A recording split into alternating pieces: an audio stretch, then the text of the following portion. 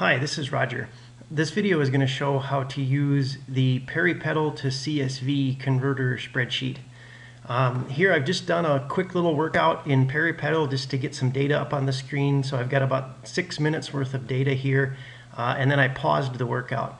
Now it's important to know in peripedal the data file doesn't get saved until you leave the workout, or at least that's how it looks to me. So I'm going to say I'm done with this workout, so I'm going to back out of it. And then I'm going to say save and end workout, and this is when peripedal actually saves its data file. So I'll save that.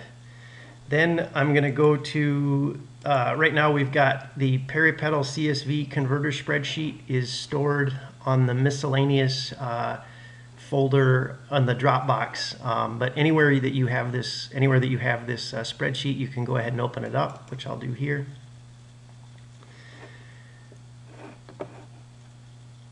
It takes just a second to open. It's a fairly large spreadsheet. I'll get this into my recording window.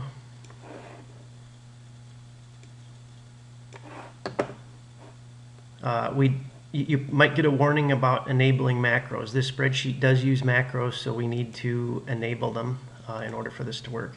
So the first step is to open the peripedal file, and this is the file that got saved when I exited the workout. So I'll click on this button. This is set up to navigate to My Documents Peripedal History, which is where the directory where the peripedal files are stored. Then further, there's another folder for the user. So whatever username you have set up in peripedal, there will be a folder for that user's data files. In this case, Roger was the user, so I'll click on that to find my peripedal file.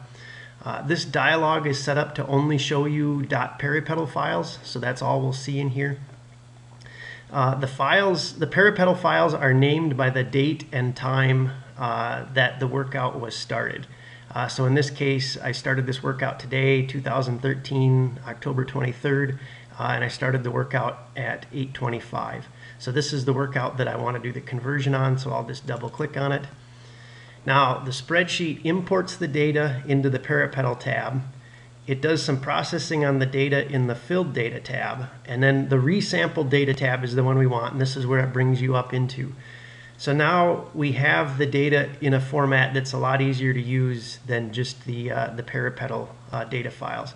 So you've got the date and time, the live SMO2, the averaged SMO2, the THB.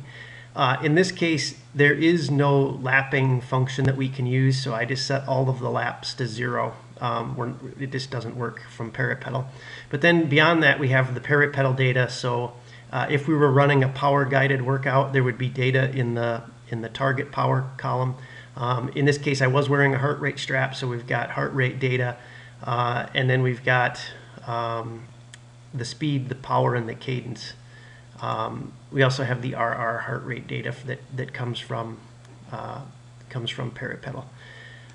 So now now we could use this. It's something we could make a graph. If you just wanted to make a graph of the data versus time, we could do that here. Another option is to go ahead and save this data out as a CSV file so that it'll be in a clean format that we could use. We have two options for saving the data now as a CSV. The first option will save the data in the exact same format that the Moxie sensor saves the data. Of course, then that won't give you heart rate and power and speed and cadence and that kind of thing. But that's one option. So if you have other spreadsheets or other templates that use that format, this would be a way of getting at that. And then the second option is to do a save as a Moxie plus the peripedal data. In this case, you would get all of the data that you see. So the first 6 columns or so would exactly match the moxie.csv file, and then we'd have 6 more columns that would contain the peripedal data. So I'll show you how this works. We just click on save moxie.csv. This brings up a dialog, and you can navigate to wherever you want to save it. I'm going to save this one to my desktop, and you can call it what you want. I'll call it Roger's Workout, and click Save. And now there is a Roger's Workout CSV file. If I can get down to it. right here on my desktop. And now when we open this up, we can see this looks just like a moxie.csv file. It's the same exact format. And then further, if we go back to here, we could save as moxie plus powerpoint.csv, and that'll do the same thing. We can put this one on the desktop too, and we'll call this one Rogers Workout 2.csv.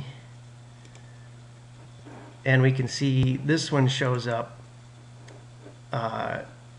We have the moxie data in these first columns, and then it also adds on the peripedal data, also in a CSV format. And now this format just makes it very easy to make a graph if that's what we wanted to do.